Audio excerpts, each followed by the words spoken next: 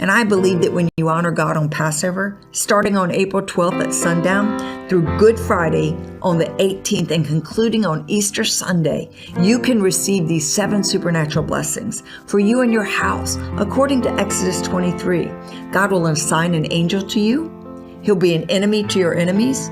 He'll give you prosperity. He'll take sickness away from you. He will give you long life. He'll bring increase in inheritance, and he'll give a special year of blessing. You're not doing this to get something, but you're doing it in honor to God, realizing what you can receive.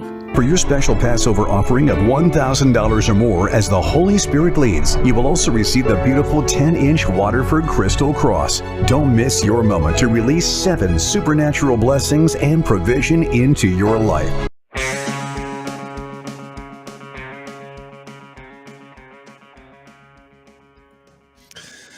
Yes, folks, Left Reckoning 213. We've got some new offers for you. Not only turn God against your enemies, which is kind of a top line, but also a mantelpiece to sort of remember. It's made of crystal. A crystal cross. A beautiful crystal cross. Yeah, don't nail me up on this crystal cross. This cross is made of crystal, right? If they did like a Christian Indiana Jones or something like that. I mean, not too far off of it. I mean, I'll tell you, it is just so amazing how successful that kind of cornering of that version of like evangelical Christianity has been by the far right. I think that like for us, maybe it's been something that, has been a part of our life, but that was something that has happened in like living memory. And it's, I've been writing a lot about like American populism, and it's so incredible to read like the populist texts because they are filled with like that kind of like biblical fiery condemnation of like the rich and the hucksters, and the way that politicians in particular, but also businessmen, are trying to like use maybe the word of God to bamboozle you to turn your back on your fellow Christians, the people who are truly God's beloved, and to just see 20 years later, the complete opposite is sort of what people are experiencing, at least with that kind of old or that kind of American evangelical Christianity. It would be ironic, sort of like repudiation of new atheism, if there was a religious revival and that was like how socialism came. Because like right now, there's no like religious. We're probably due for America does do some religious revivals where there's a waning of religious belief and then a fervor of it coming back. We're probably due for one, frankly. But I don't really see it on the horizon unless it's detached from, Donald Trump and his oh, by the way, that's Donald Trump's spiritual advisor. Oh yeah, thank you. Of course. So learning from the best. I mean, just watching the way that people have sort of had to, tie themselves into knots in support of Mr. Trump himself. Somebody who you could not call somebody who's been living a Christian life. He very famously has been doing the opposite. No, I mean but Matt, I mean this sort of gets to like we got a lot we're going to get to today, so we don't want to get too sidetracked here. But I mean, this is a part of like I think the fundamental hopelessness of like American society and American capitalism in 2025 is that like even something as like holy, right? Something outside of this world, something is so, immaterial, anti-material as like the spirit world or God, is just turned into, a George Foreman grill, or I'm sorry, rest in peace. Don't want to besmirch his name. He wasn't doing nothing but helping folks out. But, turn something like that to like eternal life into an infomercial. I mean, it really does show, I think, a fundamental perversion in American society that I think everybody realizes how disgusting it is too. Like, I don't think that like people don't get it. I just think that a lot of people have just been sort of taught and learned to be very cynical about things, which frankly is like an understandable reaction to the muck that we're living in. Yeah, it's sort of the thing where, people know there's been some instances in history where people have gotten mad at, say, commercializing that stuff. But it does seem like we're at a point where it's like, what can you really do, though? Money changers in the temple. I'll tell you, just last thing, and maybe we just need to get a guest on to talk about it. But kind of interesting to note who is sort of up in the like far right these days, and it's the Catholics. right? The evangelicals, might have sort of got paid off a little bit early. It seems like a lot of the Catholics are people who are very, very influential in Trump world, at least right now. It's that secret society. That's the power of a secret society. Yeah, for you. exactly. Because like JD Vance, right? Is that who you're talking about? Yeah, Vance. I mean, a lot of Catholic converts in that community. It's all converts, right? Like, I didn't have access to that. And it's funny, like the whole like the whole sort of Catholic right-wing cult thing is almost sort of distinct from Catholicism a little bit. Like, but yeah, JD Vance, it's weird to convert because a rich guy. Man, I mean, you're very. I don't share your. I don't know. I think people can. There are plenty of people who are very good Catholics who have converted, but I think there is something very distinct about the far right. And all these right wingers that do it, like it is bizarre to me. I don't get. And and they like attack like the Pope. I mean, this is old news now, but having the Pope literally condemn your statements.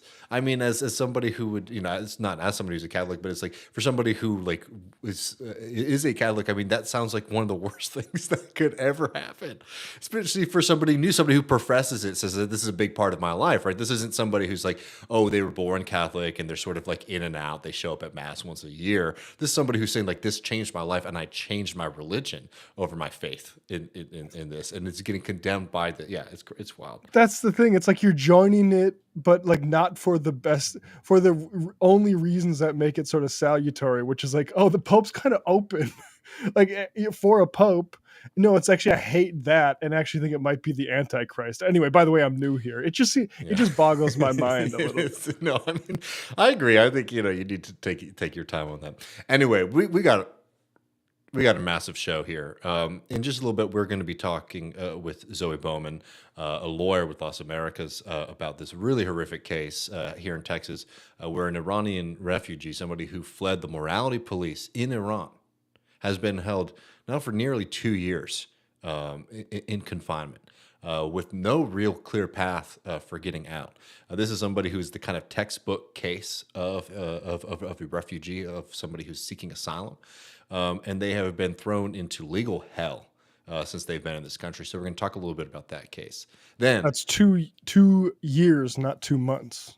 Did I say 2 months? No, I'm just underlining for folks who think, this is a sort of a Trump thing. 100%. This is the fucked up system that we have under both Democrats and Republicans here. Then we're going to be joined by Jeet Heer, and y'all know what we're talking about. We're talking about Chuck Schumer and why he must resign, with a special focus on Chuck Schumer's imaginary friends. And last but not least, we're going to be joined by Jean Bajelon, our good friend, to talk about what's going on in Turkey.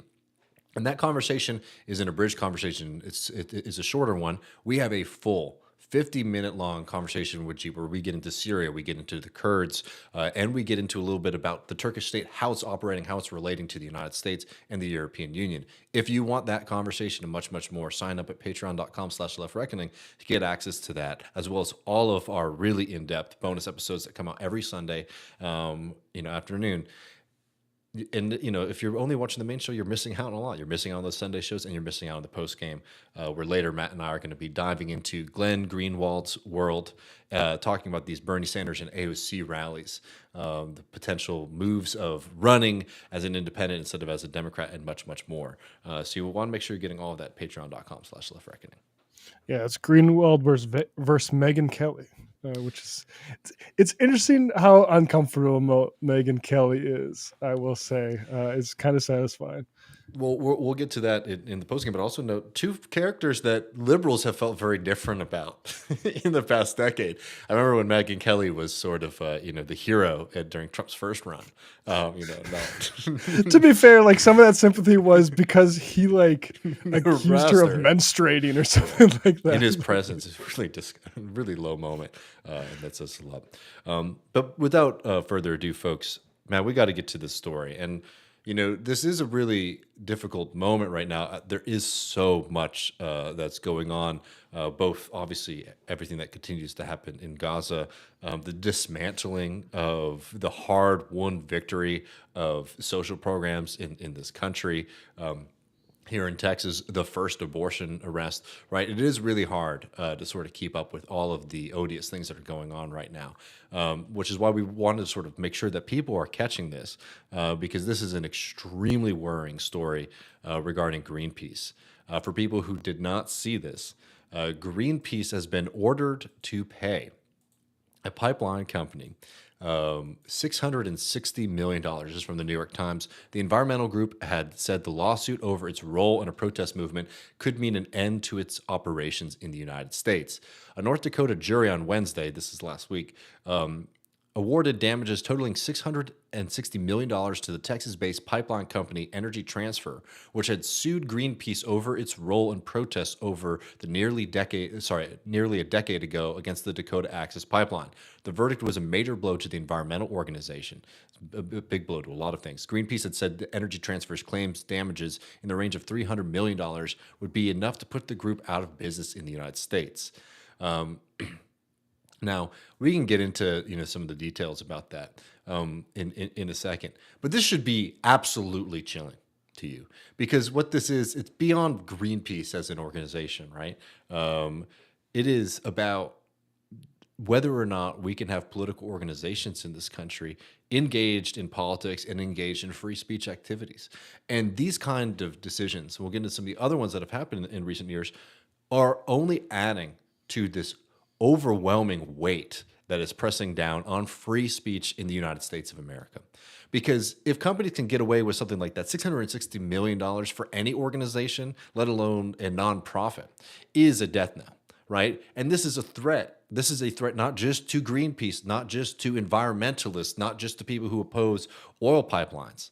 It is a threat to anybody who wants to collectively organize in American society, because if you have this threat of these overwhelming organization destroying, life destroying suits over your head, it is going to keep you quiet. And I know for a fact that across the United States right now, organizations and nonprofits all had meetings and said, oh, we need to look at our protest activity. We need to look at how we are engaging with the public because of this threat, not to further the goals of these organizations, not to represent the constituencies that they represent, but to protect these organizations from lawsuits, right? This is fundamentally the worst case scenario. Yeah, I mean, it's horrifying. I'm personally horrified. This decision was in my hometown of Mandan, North Dakota. In fact, my high school editor and college editor, frankly, wrote this article in The Guardian here, covering it. Rachel Langang, Greenpeace must pay at least $660 million. It's going to be appealed. We can only hope that this was a jury decision. And as Rachel points out, that a large chunk of over half the jury had connections to the oil industry. That's not a surprise. That's the number one industry, I would imagine, in Mandan. I haven't looked that up, but out of my window as a child growing up was smokestacks for the oil refinery. Not the greatest place to find. And apparently they've been sort of doing AstroTurf, sort of fear campaigns against this. And it's horrifying, especially because when you look at like who's actually done something that's actionable here. There's a piece by in the Advocacy magazine by Elizabeth Flock that I would recommend any North Dakotan concerned about what the protesters were doing. Actually, the concern should be what the FBI was doing, because it goes into the planting of a gun on this young woman, Red Fawn Phallus, by a guy who originally seduced her as a love interest, who was a FBI informant, and planted a gun on her.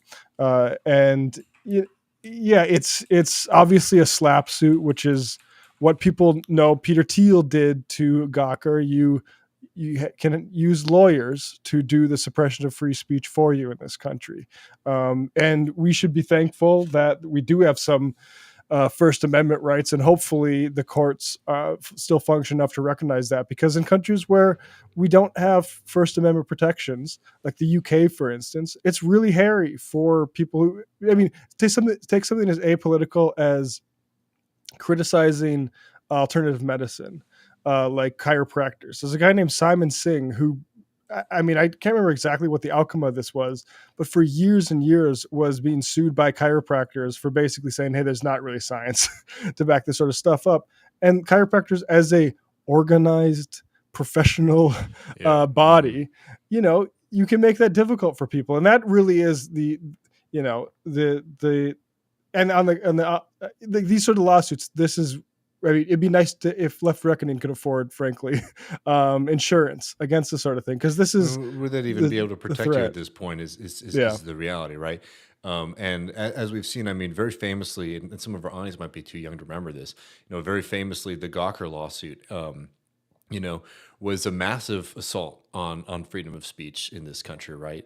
And what we're seeing here from, you know, attacking organizations like Greenpeace is the capacity of the rich and powerful. I mean, this, you know, this is not some kind of, this is not the people of Mandan or somebody who, you know, lost a little bit of money. This is a massive oil company from Texas who is getting this kind of payment because they didn't want to see, you know, people challenging you know, their activities, right? And even if you disagree, for example, with like the Dakota Access Pipeline protests, right? Even if you think that that was kind of a manufactured issue, the fundamental reality here is this is beyond whether or not there is even wrongdoing, let's say, by certain kind of protesters. These kind of egregious rulings against organizations like Greenpeace have a fundamentally chilling effect, which is why we have and argue for culturally, legally, and politically in this country these kind of fundamental rights to free speech. And what we're seeing in this country is not only these companies taking advantage of the moment, but I think a kind of cultural degradation of these values as kind of fundamental to democracy. Because as we were talking about earlier, I mean, hell, we were talking about God a minute ago, right? And how like religion and faith has been so degraded by capitalism in this country. People are selling you crystal crosses on an infomercial, right? People feel the same way about American democracy. And there's a really unfortunate, perverse symptom that you see where people, I think in the American public, sometimes will see, oh, a rich guy, you know, sued and went after a news organization that, you know, that wrote pieces that they didn't like. Oh, isn't that awesome to see them get that kind of revenge, right? That kind of attitude, I find, shows like a real fundamental moral, political, and democratic degradation that is extremely dangerous. Because again, the Greenpeace thing isn't just a one-off, right? Remember this one, this happened with the president of these United States. ABC paid $15 million to settle a defamation suit brought by Trump. Matt, how long have you been doing this? And whenever somebody says, oh, somebody should sue for defamation, what do you always hear from legal analysts? Oh, a defamation suit is extremely difficult to come by, particularly if you are a politician or a major news figure, right? Isn't that what we're always told? Yep. Well, in this case, somebody who not only is the president, but an extremely famous character before he got involved with politics, you know, being able to bully an organization like ABC that made this cynical and stupid and dangerous decision to settle with Trump over a defamation, you know, a spurious defamation lawsuit, by the way, one that was very clearly, if it did go to court, would not have been successful. But these kind of things set a precedent that these news organizations and all kinds of organizations in this country are preparing themselves for an onslaught of, you know, legal challenges. It could not be a greater capitulation of a journalistic ethos. And honestly, like, we should light every copy of Good Night and Good Luck on fire. The thing that glorifies like that class of people's like sort of valorous defense of the First Amendment. They have completely given that up, because one way to look at that is, they caved, capitulated, and gave money to an administration that was assaulting their rights as an industry. Could not be more craven. Likewise, like the stuff going on with Big Law, and this kind of brings us to the Israel protest part of it. But Paul Weiss appeased Trump. Moral attacks on Big Law will follow. Basically, this law firm I'll just read the headline here. On March 14th, President Trump signed an executive order targeting law firm Paul Weiss for supposed disloyalty against him and his political allies, namely hiring Mike Pomerantz, an attorney who had assisted in the Manhattan DA's successful prosecution of him. In retaliation, Paul Weiss was to be barred from doing business with the federal government, and the list of federal contractors that employ the firm was to be compiled, presumably for familiar restrictions. The executive order, blah, blah, blah. Ultimately, the law firm, which is, among others, Chuck Schumer's brother works there, said, hey, we're going to, instead of all this money, millions and millions of dollars we have set aside for pro bono stuff, how about instead of doing that for worthy causes, we help your witch hunt against anti-Semitism and try to find maybe green card holders or whatever that we can deport out of here because they said Israel should stop killing children, which, by the way, record-breaking week since they broke the ceasefire in the past week. Hundreds of children dead, reporters killed, documentarians abducted, just completely continued flagrants and genocide by Israel. We're going to, as a law firm in America, we're going to help this absolute witch hunt, which is to accuse the people that oppose that of being anti-Semitic and bigoted. It's going to get worse. It's going to get worse, and it's going to get worse quickly. What we have seen at Columbia with their lack of care to even protect their own students, their reputation, their organization, frankly, right? This agreement they came to with the Trump administration was complete BS, right? You think the Trump administration is going to the Trump administration is trying to undermine freedom of speech in this country, but also like the independence of our education system from people like him who want to meddle, who want there to be a very specific view of American history, of American politics, and let's not forget conceptions of the state of Israel and its ongoing genocidal project there, right? You saw the attacks on Khalil.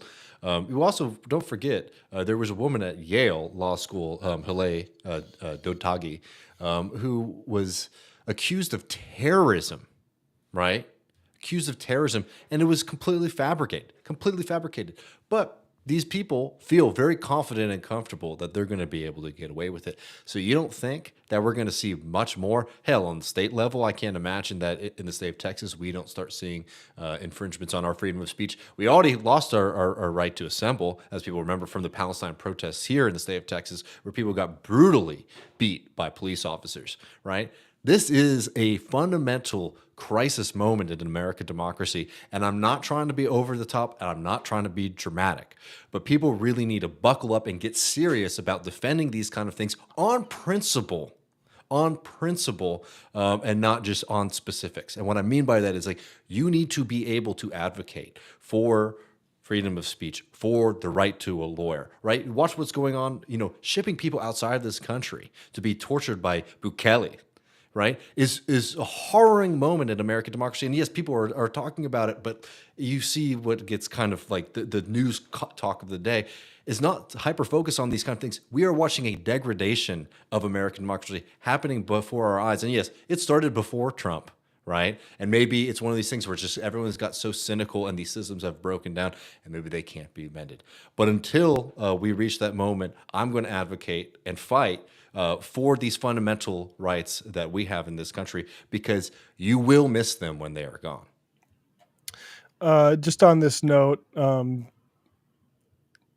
yesterday, news and also Mamadou Tall at Cornell, currently fighting this, I believe, fundraiser. But Yin Seo Chung, a 21-year-old Columbia University student and former high school valedictorian, is suing the Trump administration over efforts to deport her. Chung, who moved to the U.S. from South Korea at age 7 and holds lawful permanent resident status, participated in pro-Palestinian protests at Columbia. She seems absolutely perfect so far. Following her involvement in a protest on March 5th, ICE agents visited her family's residence and searched her dorm room, claiming her presence in the U.S. obstructs the administration's foreign policy goals. Chung's lawsuit alleges that ICE's actions infringe upon her freedom of expression and are part of a broader crackdown on pro-Palestinian protests. Now, I just can't help but remember at the very start, after October 7th happened, which I will remind people, I'm not afraid to say so, that was a provoked attack. It was horrific. Should never happened. It was provoked by Israel's policy. We had this hashtag campaign of "Would You Hide Me?" which is basically supporters of Israel going back to Anne Frank mode, saying this is the new Holocaust and would you hide me? This young woman is literally running from the modern Gestapo for doing nothing but going to a protest and being there. And I can't help but, like, Chuck Schumer, the leader of the Senate right now, is on a campaign, and we're going to talk about this with Jeet Heer, his leadership. But he's on a book tour right now, talking about anti-Semitism. He's literally helping lay the groundwork for this sort of assault on our freedoms in the name of supporting a state that is doing a genocide in front of everybody. And you know, it's something that, you know, we always talked about this with Michael, even that, like, the Israel exception, is glaring, and it's going to become a even bigger problem at some point. A lobby doesn't create laws at the state level across however many states for pledging loyalty to it without wanting to, like, bring that due one day, and we're seeing it right now. Yep. There is a lot, I think, folks, to be worried about, and that's why it's more important than ever to get serious about getting organized and joining organizations like DSA, so that you can stand up and fight and challenge these assaults that are happening. We're going to talk a lot more about that. We'll talk about what's going on in El Paso. Then we'll be joined by Jeet Heer. As always, folks, you can support the show, get access to all of our bonus episodes, as well as our post game immediately after, where Matt and I are going to bring up the mood a little bit tonight and talk about some fun stuff. You get that at patreon.com/leftreckoning immediately after the main show. Enjoy, and see you soon. Yep, here is Zoe.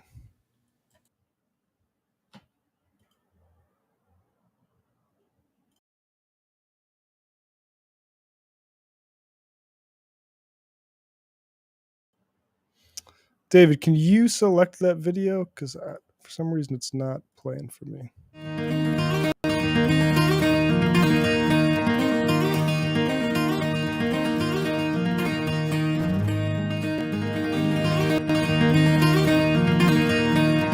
Welcome, Left Reckoners.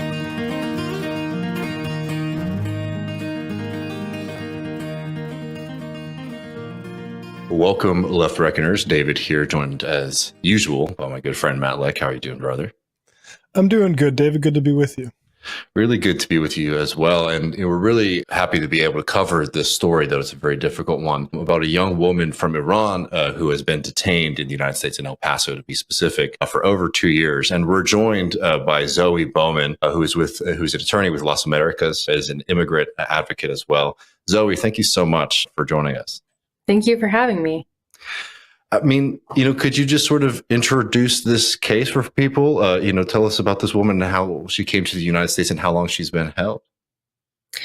Yeah, so Melika is a young woman from Iran, and she grew up really believing in women's rights to an education and women's rights to participate in the workforce. And when she was 19 and 20, so this is just, a few years ago, Iranian policy became much more strict about how women have to wear hijabs a certain way. And she protested against that and was actively standing up for women's rights in Iran. But Iranian officials threatened her and threatened her family and physically harmed her father and her in retribution for doing that. And so she and her father made the really difficult choice to leave her mother and her other sisters behind, and they fled to the United States. After a long journey, they got to the US-Mexico border and turned themselves into Border Patrol officers, and then were immediately taken from Border Patrol custody into ICE custody in a large ICE-run detention facility in El Paso. And that's when they began their immigration proceedings. So they were forced to go through their whole immigration court case in detention and without a lawyer. They didn't have the money to afford a private lawyer. And I'm one of about, I think, 5 pro bono attorneys that represent, 3,000 potential people detained at any time in this jurisdiction. Everything had to be turned in English. They don't have access to internet or cell phones inside the detention center. So it's really difficult while you're going it alone to put together your own asylum case and present that to the court. So unfortunately, after about 6 or maybe 7 months in detention, the immigration judge unfortunately denied their asylum cases. And from there, a lot of people from, let's say, like Mexico or Central America might get quickly removed from the United States back to their home country. But there are some countries like Venezuela until really recently, or Iraq, that it's difficult for ICE to remove people back to their home country because that country isn't accepting ICE flights. So, it speaks to the tense relationship between the United States and that other country if they're not willing to accept those ICE flights. And very often what happens in those cases is that ICE releases someone on what's called an order of supervision. So they attend regular ICE check-ins, but they're not just detained forever and ever. And so Melika's dad was released on an order of supervision after he lost his case. And he's currently living in California. He has a work permit. He's dutifully attending his ICE check-ins. But for whatever reason, ICE has decided to hold on to his daughter, who has now spent her first and 22nd birthdays in ICE detention. And, they're doing it really without justification. And there's no indication that Iranian-US diplomatic relationships are soon going to change. Mm-hmm. So she's just been detained for a really long time. And that's what led to us pursuing this case in federal court to ask a federal judge to have ICE release her from detention, or at the very least have like a bond hearing so she can advocate to get out of there. I mean, I just really wanted to highlight again to the listeners. I mean, this is a really long time to be held in detention. I mean, this is like atypical for any reason without being charged with the crime, right? Yeah, exactly. The only charge that she has is after she turned herself into Border Patrol, ICE chose to prosecute her for something called illegal entry. So that's when you cross the border and turn yourselves in, but you're not doing it at an official bridge. So that's really her only criminal record, and is certainly not a justification to hold someone in civil custody for over 2 years. So, I mean, I'd like to sort of talk about the conditions more generally, but I mean, what does the challenge look like? How can, people sort of keep up with what y'all's advocacy over this? Yeah, I think I'm especially feeling for Melika right now, and I have some other clients who are Muslim, and going through Ramadan while in ICE detention is really, really difficult. And there isn't, sufficient food or, ways to break fast. I think Melika is so cool. She is very smart. And of course, being young too, her brain just like picks things up like a sponge. And so she has become fluent in Spanish while she's been detained, because often she's been the only person, from Iran that she's living with, and everyone else is speaking Spanish. And I think that is a real challenge, though, for people who are not from Spanish majority countries who are in detention. It's a very intense feeling of isolation. And then also a lot of the guards speak Spanish and, of course, English. But if it's hard for you to even get information about like what is going on in the detention center if you don't speak English or Spanish, which a lot of folks don't. Mm-hmm. I mean, yeah, and I'll just note here, she seems very, very, very spirited in the press release that was sent out from CCR. She said, "The officers here all know me, and they say that I've been in detention forever, but that's not true. No one is going to be in detention forever. When I think about the day that I will be released, that makes me calm down," which I find to be an extremely brave and thing to say. Can we talk a little bit about like the structural issues here? I mean, this is something we've covered what happened, with the hijab protests in Iran on this program. Most people are familiar with it because people in the United States were rightfully enraged about what was happening here. I mean, how broken is our like asylum system? Because this seems to me like a pretty, I'm not a lawyer or anything like that, but this seems to me what like an asylum system is set up, to these are the people that are supposed to be protected under that. Somebody who's fleeing potentially not just like prison, people were getting beaten and killed in Iran over this, right? So this seems very much like something that should be covered under asylum. I mean, structurally, how do we get to this place where something like this, is not only not being granted, but somebody's being detained for, nearly 2 years over this? Yeah, I think you're exactly right in that this is like a textbook asylum claim. Someone fleeing their country, persecuted on their political opinion grounds. And Melika is exactly the type of, we should be welcoming her into the United States.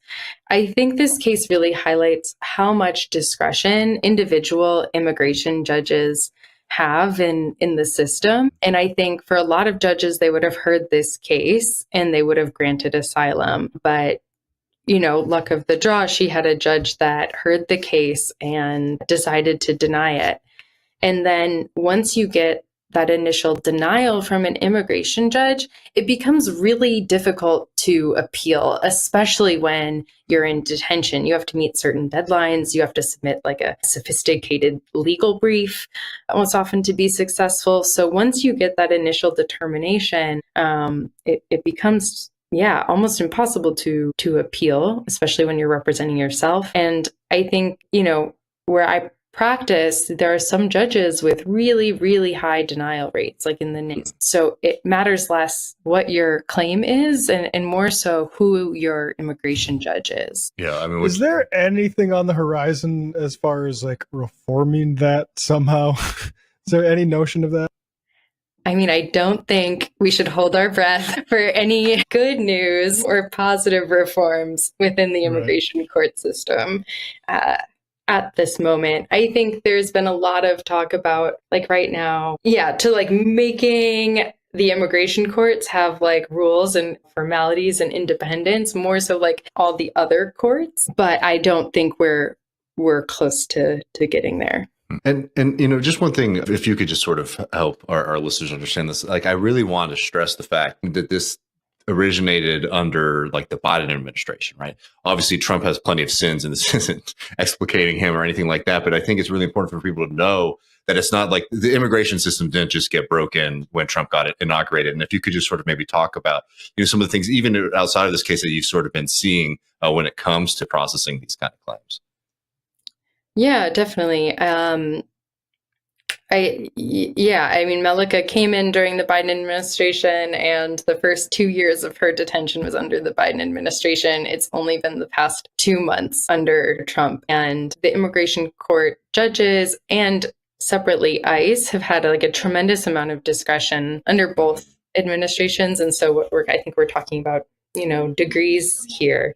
But it was very true that under the Biden administration, ICE was also unnecessarily detaining people for the civil violation of being in the United States without having a visa. Even if they're like in the asylum process and have all of these like ways that they might get status, ICE was regularly detaining like 30,000 plus people at any given time. Yeah, I mean, it's truly worrying. Well, I mean, I'll just say that, it's really an honor to speak with you and really appreciate the work that you and your organization are doing. I mean, are there ways that people can keep up with this case? I believe there's a petition, and also just how people can keep up and maybe even support the work. Yeah, so we're really lucky at Las Americas to be taking on this case for Center for Constitutional Rights because like a really deep experience with federal court litigation. And so they have posted the case information on their website. So if you search for Center for Constitutional Rights, and we'll also post updates at the Las Americas Immigrant Advocacy Center webpage and in social media. We're always looking for volunteers and other support. And so encourage listeners who are interested in supporting the organization to reach out. Well, thank you so much, Zoe. Really appreciate it. Yeah, thanks, Zoe.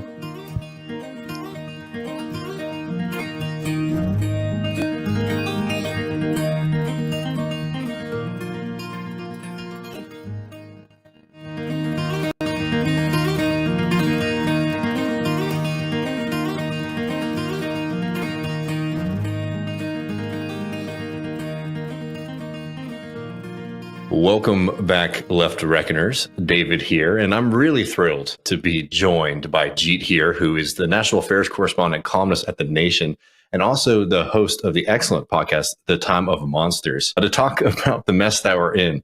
Jeet, thank you so much for coming on the program. Oh, no, it's a great pleasure. I'm also a fan of this program. Oh, I really appreciate that. I've been reading you for a long time, so it's really great to speak with you. Look, I mean, we got a lot of things to kind of get into, and before we really get into the nitty gritty, I want to sort of take a little trip into the land of imagination and learn a little bit about our friend Chuck Schumer's imaginary friends. Can you tell the audience who might not be familiar with that? Sure.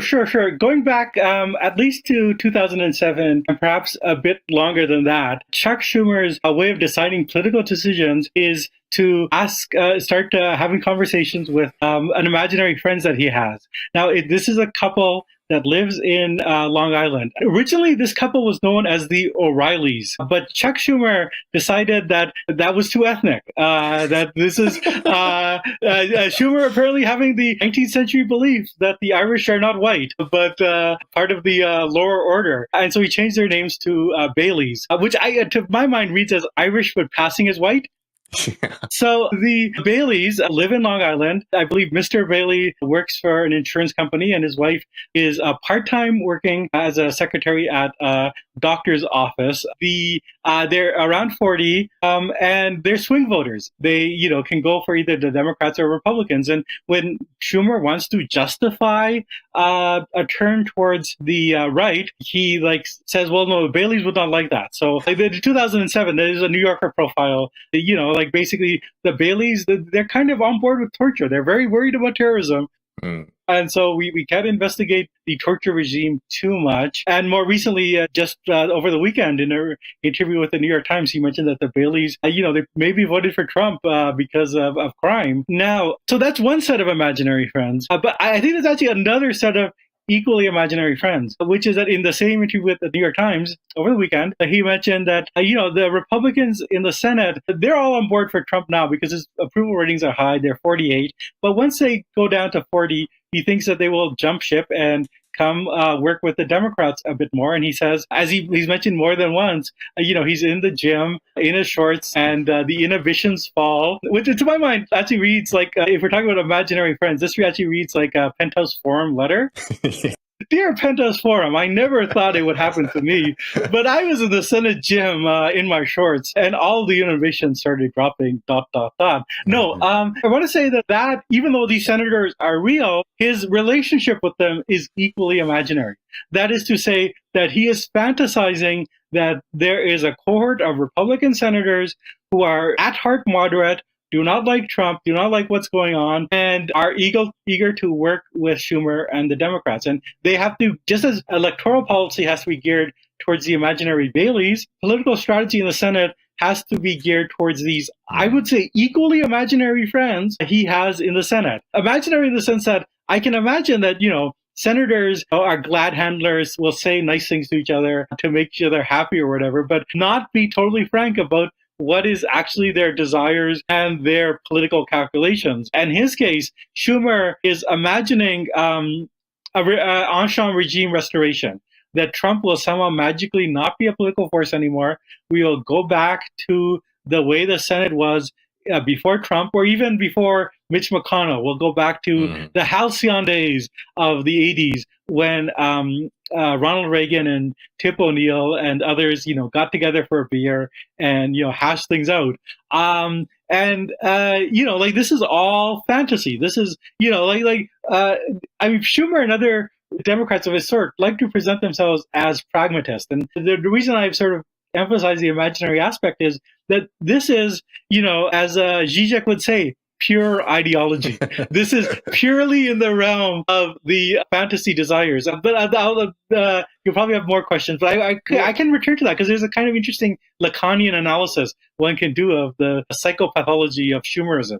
I mean, I think that the imaginary friend thing is not a small matter. I mean, on the surface level, it's just very self-serving too, yes. Right? So, instead of it being like, oh, I had an actual conversation with the constituent that changed my mind on the subject, I had an imaginary one, and it just so happens that I'm doing exactly what it is that they want to do. I mean, in that New York Times interview, we played a good bit of it on the program earlier last week on Tuesday.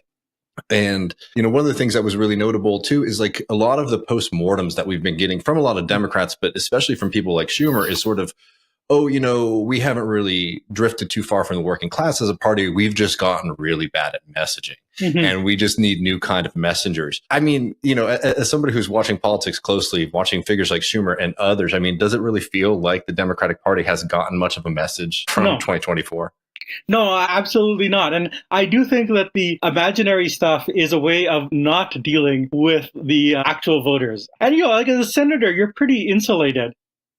It's hard for ordinary people to talk to you. Schumer has even just canceled his book tour. So, because people will be protesting, like not his imaginary friends, the Baileys, but actual like flesh and blood human beings will be there and they'll be angry at him. And that is not a state he can stand. For my sins, I've been reading a lot of Marxist theory, people like Althusser and Lacan. And for them, the imaginary and the ideology go very close together. And there's this idea that there's something, the real, that is war, that is suffering, that is the world that we're kind of immersed in, but we create fictions to navigate through that and to position ourselves in that. And that the imaginary realm is a realm through which we can reconcile the disconjunction between what is real and what we desire.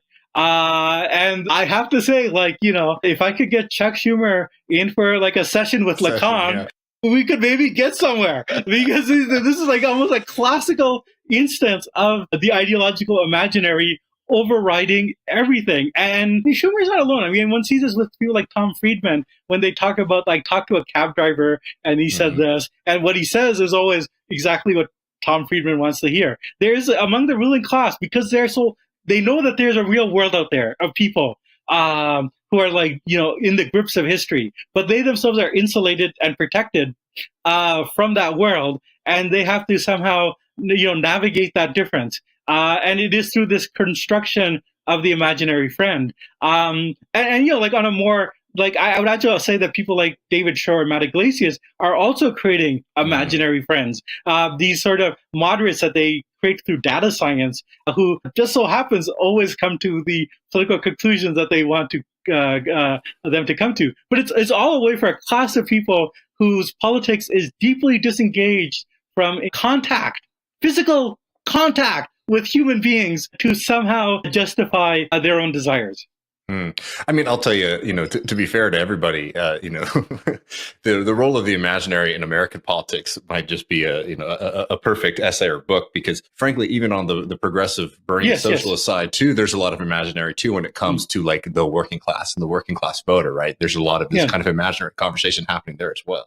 Well, yeah, no. I mean, I should be clear that for someone like Althusser, ideology is universal. Everyone has to create an ideology and these ideological figments to get to where they want to be, right? But I actually think there's degrees to which these ideologies are connected to actual material reality. There's ways of checking. I actually think that. There's some people are questioning the value of organizing, but I actually think one of the values of actual political organizing is that you come into contact with flesh and blood people, and you come into contact with people who don't live up to your ideals, who are not the Baileys, and you have to actually deal with them. So it is Schumer is a almost extreme pathological example of a political class that is disconnected from the actual work of politics, of engaging with other human beings and all the trouble that brings. I mean, I don't blame him. Other people are kind of messy and they make you uncomfortable or whatever. But whatever. But if you're a bloody politician, they interrupt your book talks, which is a big sin, right? Yeah. They want you to do things. They want you to if you're conflict averse, or if you have. I mean, we could talk about where the real actually plays a role. Because that's the other side of one of the Lacanian trinity, the symbolic, the imaginary, and the real. And I wouldn't say that Schumer is not in touch with the real. He's not in touch with the real working class, but he's in touch with the real owners of capital, of Wall Street. Yeah. Sorry, hey guys. Sorry, I didn't want to miss. We're happy you're here. Matt is totally confused. What the hell is Jeet saying? Well, it's an interruption of the real, right? Yeah, yeah. Well, I just want to say, like, we can get back to Lacan, but do you think this is a instance of like a post-Citizens United type of leader? Like, he seems completely not set for this kind of moment. Yes. In a severe way. Yeah. No. I mean, it's partially Citizens United. I think is like one factor. I think just generationally as well. Like, he has a, he's what is it, 74? No, I don't be totally like ageist or whatever. Because I mean, I think someone like Nancy Pelosi is older and Bernie Sanders are older than Schumer, but they are more in touch with, like the actual world of 2025, right? But I think Schumer and Joe Biden, they came of age at a particular political moment where American institutions worked a certain way, and for them, that is the norm. That is the way things should be. And a lot of their politics is ancien regime restoration, right? I always use the example, after the French Revolution, they were like all these, they repeatedly tried to restore the monarchy in France, right? And you had these, Bourbons and Orleans, who basically, the tagline was, they learned nothing and they forgot nothing, right? They learned nothing from the French Revolution. They thought they could go back, and but what they didn't remember was all the rules and all the grievances that they had, which always led them to make the same mistakes over and over again. And so I think it's not just Citizens United. Like, once Trump and that sort of politics entered, that sort of anti-system politics, entered the bloodstream, you had people like Biden and Schumer who basically thought the trouble is Trump. If we get rid of this Trump character, we can go back to the way things were. We can turn back the clock. We can literally, go against history, which is like talk about fantasy politics, right? And one saw this right at the start with, the cult of John McCain. Right, in the first Trump administration, the cult of let's celebrate the Cheneys, let's celebrate the restoration of all the people who created the world that led to Trump's rise, right? And it is a fantasy politics, and Schumer still, in interviews today, he's basically talking about how, once Trump loses his sway or his hold on the Republican imagination, that things will go back to the way they were. And I'm sorry, but time is linear. We only move forward. You cannot literally go back to I would love to go back to the 1970s myself when I was a kid, but you can't. You can't. It's just not impossible. Yeah, I think that it's a really dangerous kind of belief that I've even over the past 8 years or so since Trump has been on the national stage have fallen into, being like, okay, when this is over, what we'll sort of go back to a former version. I think one thing that's really notable about Trump, apart from his skill as a politician, is just how naked politics have become, right? Because an example I know better than a lot of stuff going on in Congress is the Texas legislature, right? Which is always kind of nuts and crazy, and it's Republican dominated. And people are like, oh, well, this populist upsurge is taking over the state and doing this and that. But it's just big money, right? It's all these guys are just funded by major billionaires in this state. And it's just more naked in a way that even without Trump, that's not going to go away, right? The ability to sort of do politics and to buy politicians isn't going to go away. So when it comes to the Republican Party, do they just understand this new dynamic better? You said one thing that I think is notable about Chuck Schumer is he's very familiar with capital. Yeah. Because he's just sort of not getting the memo from the boss. Yeah. I actually think that there's a disjunction between different types of capital that's maybe worth thinking about, which is that, in that post-Citizens United world that, Matt mentioned, you still have the old Wall Street that does want things to back to normal. They don't like government shutdowns, right? And they don't like Trump's tariff wars, and they're frankly frightened of that. And they have gravitated more towards the Democratic Party. The Democrats, from a financial point of view, are doing better with Wall Street than they've ever done in history, right? And the politicians that rise within the Democratic Party is not an accident that it's a New York party, right? These are the Wall Street Democrats, Jeffries and Schumer and many others that rise. But within capitalism, you also have these new Buccaneers, the new money that's in Silicon Valley, but also more traditionally the fossil fuel people. And they don't have a static view of the politics of the system. They're not necessarily so vested in the status quo, and they want to let's see let's do grab what we can. Let's let's have Bitcoin reserve. Let's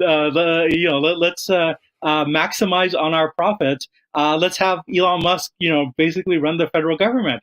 And so there's a kind of, you have two capitalist parties, the Wall Street capitalists and the Buccaneer capitalists. And a lot of what Schumer is doing is not attending to voters who are very mad about Trump and what the Buccaneer capitalists are trying to do, which is like really radically create a plutocracy. But Schumer's not listening to those people. He's listening to the Wall Street capitalists who are like, let's just keep calm. Let's just use the courts. Let's try to diffuse the situation. And I mean, what's so fascinating about this continuing resolution on the budget thing is both the unions representing federal workers and the litigants representing Democrats in these court cases were saying, actually, let's take the shutdown. Chuck Schumer cited them and as reason to cave. No, exactly. Yeah. I mean, more imaginary friends. Like, instead of listening to the actual institutional, representations of class interests, say like, oh no, this would hurt federal workers. Maybe the Baileys have like a cousin who's like a federal worker who's telling, Chuck Schumer, I'll be hurt by this. But it is all, it's all incredibly self-serving. And with the courts thing as well. I mean, like, if your thing is Trump is a threat to democracy, often use the rhetoric of fascism, but then like say, well, we don't have much political power, but we have the courts. But then you're also supporting a continuing resolution that will actually weaken the courts and like actually give legal sanction to a lot of what Musk is doing. What exactly are you doing? Like you're basically, but as I say, the ideology, the realm of the imaginary, is a way of reconciling the inconsistencies of real life with one's fantasy desires. So, on that, I mean, talking about somebody who might be able to break free, or at least appears to, is Trump, right? And you wrote an interesting piece in The Nation, sort of about like Trump's relationship to some of these forces. I mean, there's two kind of dreams I think that like progressives, myself included, like have, is that like Trump is going to sort of have this big falling out with Elon Musk. And a lot of us thought that was going to happen quick. And I'm not saying it's not, but, it doesn't seem, at least, to be happening publicly. And that maybe, Trump just being a businessman was going to sort of work as a kind of a leash on him a bit. Could you talk about how you're sort of seeing Trump's relationship with a lot of those forces in the second term? Yeah. I mean, one thinks about the restraining forces on Trump. I will say, on behalf of the Armstrong regime restorationists, it was the case that the institutional Republican Party in the first term did act as a check. Like Trump did have like some normal, Steve Mnuchin, right? Like, a normal Republican businessman who just wanted tax cuts. And Trump cares about the stock market. I mean, he cares about images.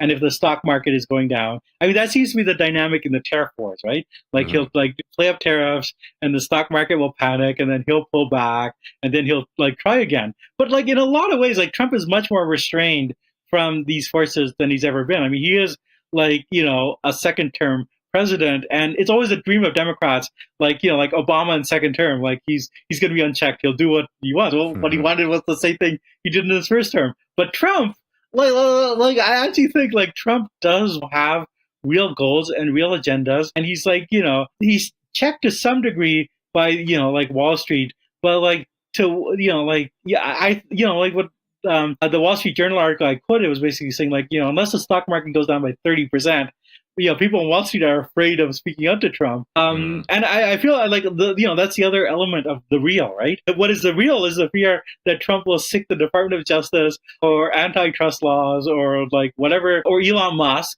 like Elon Musk's social media power against anyone who challenges them within the Republican Party, within Wall Street. And so like, there's like a lot less check on Trump than there was certainly in the first term. And I think it's important not to overestimate that. I mean, at some point, like, yeah, of course, Elon Musk is hugely annoying.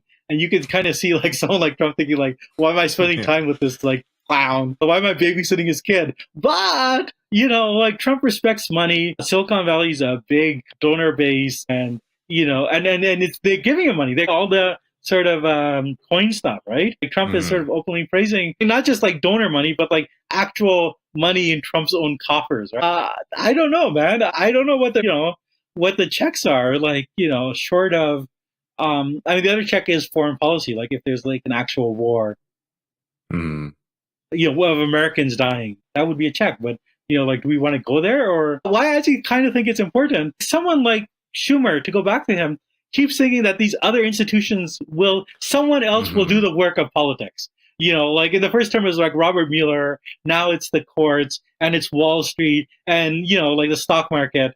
Someone else will do what we're actually paid to do. And he comes up with these rationales to justify not doing anything. Yeah. And, the last thing maybe to get into before we let you go here is that, since that vote, obviously a lot of people in the Democratic Party have been very public in criticizing him, and we'll see where it goes. I mean, he as you call in your piece, like he should resign from the Senate and from the leadership. I totally back that. But my question to you is that, like, is Schumer is the one who sort of took that position, but in the same way that like Manchin and Sinema, I think during the first Biden administration, were sort of characters who could be replaceable, right? If it wasn't them, probably someone else might show up to sort of be like the thorn in the side of that. You look at some of the things that we're hearing from other leaders in the Democratic Party or their pundits, is there like a lot of appetite in the party to sort of chart a different path? Or is Schumer, kind of publicly being the guy who's going to get sort of, dragged through the coals for something that a lot of other people in the party sort of want him to be doing?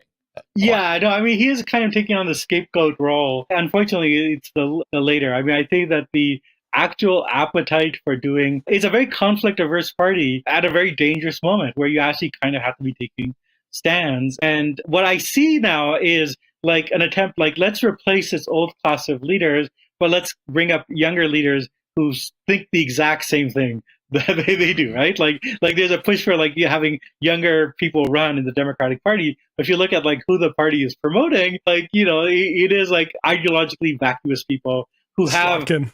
yeah, exactly. Yeah. So,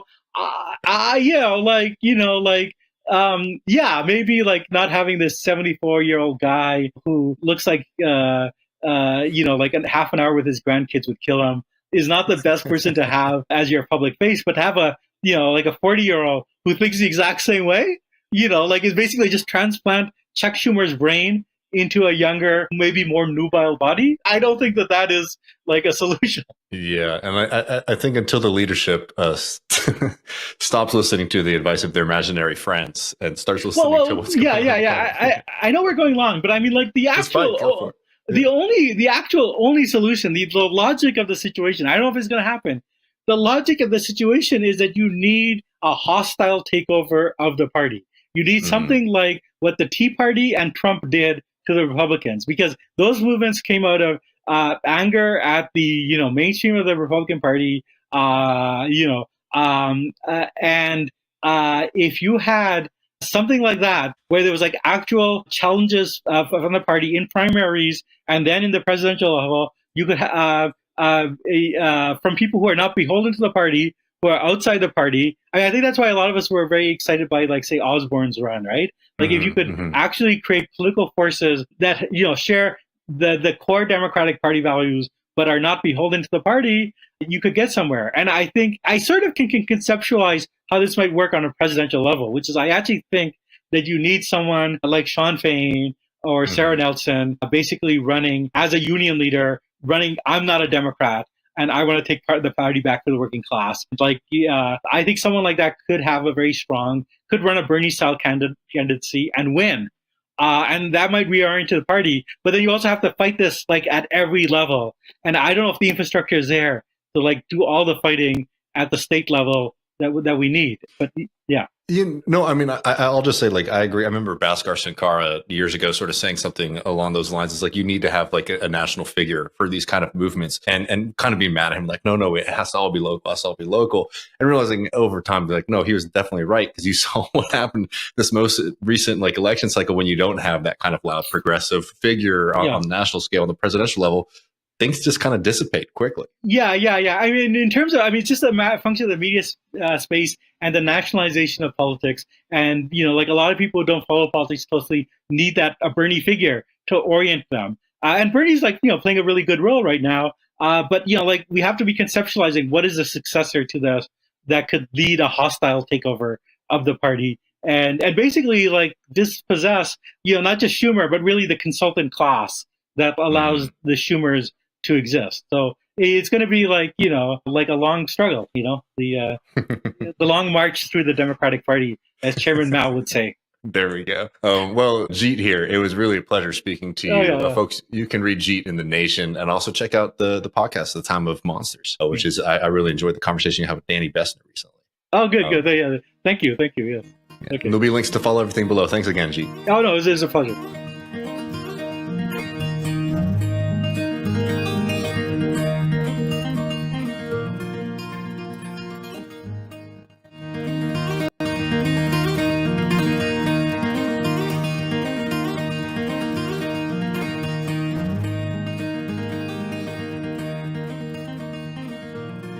Welcome, Left Reckoners. David Griscom here. Just me solo, but we got a man so smart, so charismatic, so intelligent. He can sit in for himself and for Matt Leck. Gene Bajelon, our good friend. How are you doing, Gene? I'm doing good. That's a very kind introduction of you. I do appreciate that. I thought you were introducing someone else for a moment, but it is what it is. Great to be here. No, I mean, really happy to have you on. And I couldn't think of anyone better to sort of go over what we're going to be going over because things are moving pretty quickly. We've had you on over the years, both on this program and on the Michael Brooks show to talk about Turkey, to talk about the Kurdish people. I mean, could you give people let's talk about what's going on right now, but just in like a couple sentences, could you just explain the past couple of years with Erdogan for folks who might not have been kept up to date? Sure. So Erdogan was elected in the early 2000s. Initially, he served as prime minister. Turkey had a kind of parliamentary system of government. So obviously the locus of power in Turkey was the prime minister. But then he later became president. And we had the emergence, in the 2010s of this more centralized authoritarian regime. Initially, the first couple of decades, was associated with the liberalization kind of a deepening in certain ways of Turkish democracy, or at least that's how it appeared at the time. But in the 2010s, and especially since, the Gezi protest, this big protest movement in 2013, and the 2015 Turkish election, which was, not a defeat for Erdogan, but was a kind of a blow to Erdogan, which prompted him to move in more rapidly in an authoritarian direction.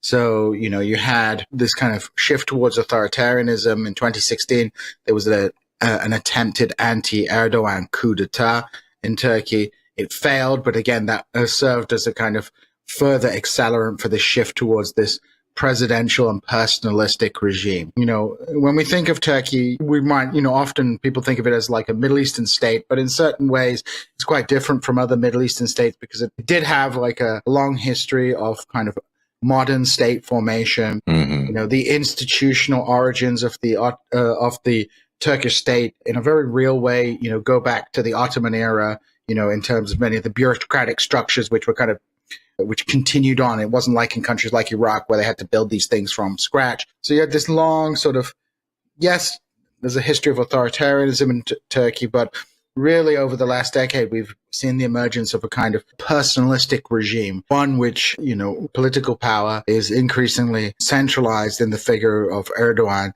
who, in 2023, in a kind of contentious election, won another term. And so, a lot of people think of Turkey as a kind of, as less so much a democracy and more kind of competitive authoritarianism, where you have, a regime that maintains like the accoutrement of democracy, elections and things like that, but, dominates both through formal and informal mechanisms.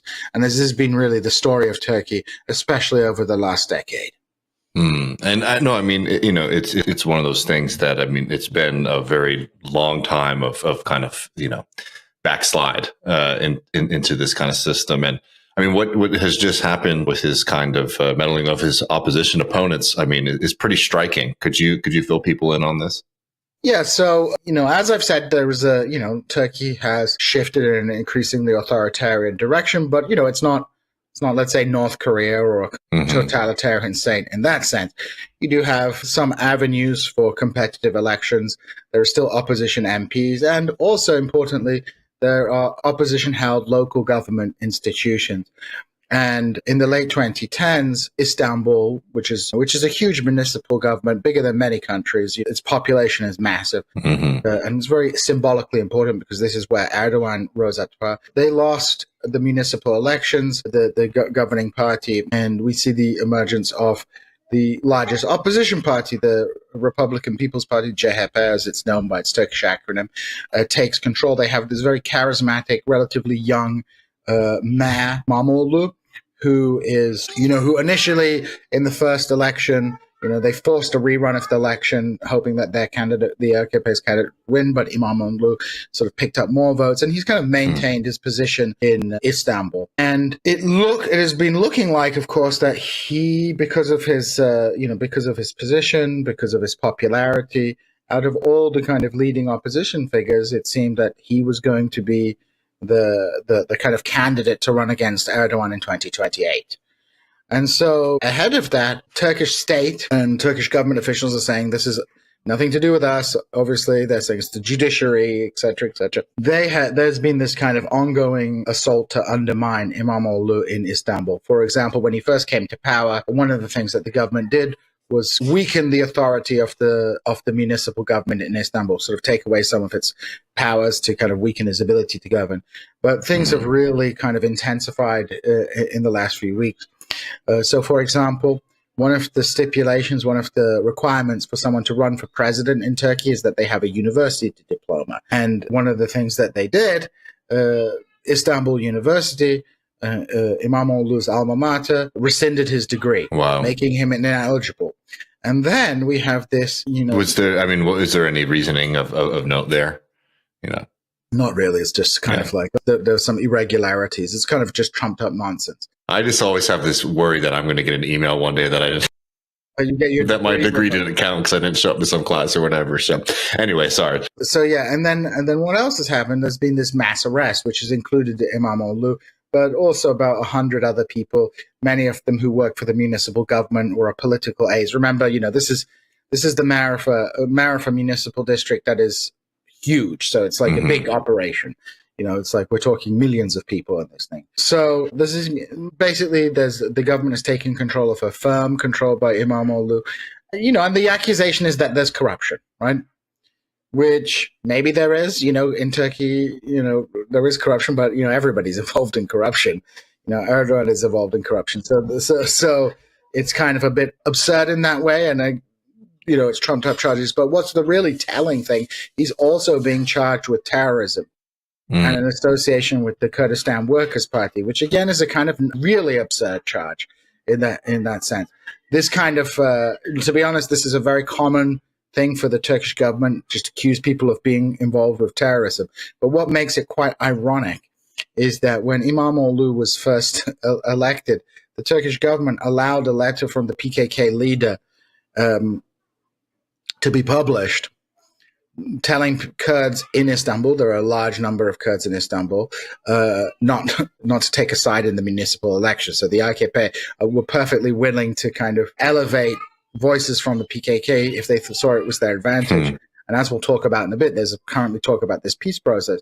But now, because of a kind of informal electoral alliance between the CHP and Dem Party, which is the predominantly Kurdish political party, there's this accusation, which is really absurd, that İmamoğlu is somehow involved in terrorism. And, numerous human rights organizations have complained in Turkey, people get arrested for terrorism, get arrested on very bizarrely terrorist charges. Sometimes you can kind of understand it. They might praise directly the PKK, which, again, it's a question of freedom of speech, but, you can at least understand that. But in some cases, like, you can be accused of supporting terrorism if you advocate, for example, for a policy that just happens to overlap with a policy advocated by the PKK. So, for example, you could be accused of spreading terrorist propaganda if you say, I think there should be kind of a decentralized form of government in Turkey, and it's like, well, the PKK wants something like that, so that means you're a terrorist. So there's the definition of terrorism is extremely wide, and we've seen, especially since the failed coup d'état in 2016, people are swept up on terrorism charges, and Turkey has gone through bans, sort of has gone through moments of quite heavy political oppression. But what's quite interesting, at least in this particular moment, is just the extent of the oppression. So, it's not like in the 70s or 80s where you would have literal terror regimes where, people would be assassinated, in that way. It's organized in a far more bureaucratic way. So people just kind of get, they face lawsuits, they get lawfare. So it's like far more, rather than a kind of regime of like straight up terror, it's more of like they just lawfare the opposition. And this is what we're seeing with Imamoglu. They're going to just lawfare him out of the mayor of Istanbul and probably appoint Qayyum, which is a trustee, like a government appointed official to his position. This has been done before in predominantly Kurdish municipalities in Turkey, where they removed the elected officials and replaced them with government appointees. But, this is a real escalation of that, because we're dealing not just with like relatively small municipalities, although some of the Kurdish municipalities are quite big, but this is a huge block. This is a massive block. The mayor of Istanbul, put it another way, you have direct elections for the presidency in Turkey. So obviously, as an individual, the president has the largest democratic mandate. But next to that, the person who receives the most, has the biggest democratic mandate in Turkey is the mayor of Istanbul, because it's just such a big thing. So they're taking out this opposition figure, and it's very blatant the way they did this. They did this to Selahattin Demirtas, who was quite popular, the leader of the pro-Kurdish party, the HDP, which has sort of since turned into the Dem party for a variety of different reasons. And he wasn't really actually a threat to Erdogan in terms of a national presidential election. So they took him out and arrested him on sort of these charges. But Imamoglu does represent like a kind of more existential threat to Erdogan. And so again, we've seen this kind of lawfare being rolled out to force him out of the political system. Even if they don't end up jailing him or something like that, they could do something like, well, you've been banned from politics, or you can't run because of this, that, and another. You don't need to actually even completely, send them to the gulag even. You just have to like break their political mandate. Yeah, I mean, I wanted to talk about the kind of the response, but first, you sort of mentioned at the beginning, the reality of like the Turkish state. Just kind of briefly here. I mean, because I'm just curious in how Erdogan and his allies are sort of getting away with this.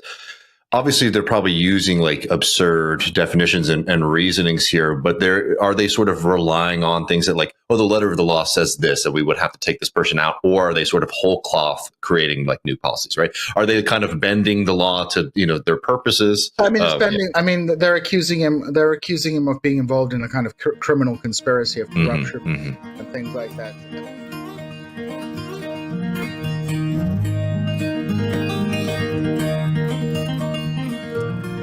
Yes, folks, patreon.com/leftreckoning right there on the screen to get that full conversation with our buddy Gene. And I'll tell you, his answer is very, very interesting, so you're not going to want to miss it.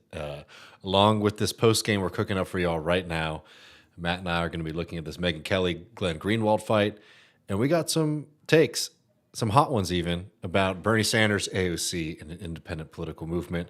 Really Ben Shapiro's commenting on that. Yeah, none other than the great intellectual of our time, Ben Shapiro. So you don't want to miss that, do you? Patreon.com/leftreckoning. Come support the show and hang out with us. We'll be up in about 15 to 20 minutes there. You get access to that over in the Patreon. See y'all soon. Peace.